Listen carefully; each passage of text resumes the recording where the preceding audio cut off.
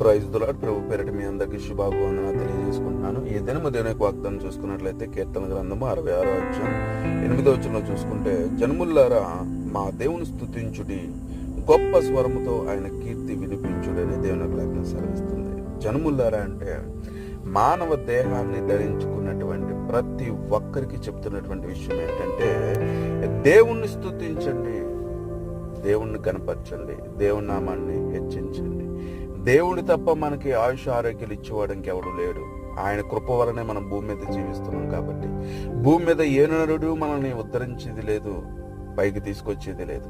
కాబట్టి మనల్ని హెచ్చించాలన్నా, మనల్ని తగ్గించాలన్నా, మన ఆరోగ్య పరిస్థితులు బాగుండాలన్నా, పాడవ్వాలన్నా, ఎటువంటి స్థితి అయినా సరే మార్పు చెందాలన్నా దేవుని యొక్క కృప మనుషుల మీద ఉండాలి. కాబట్టి సమస్త జనులారా దేవుని స్తుతించండి అనే వాగ్దానం మన జీవితంలో, మనందరి జీవితంలో నెరవేర్చును.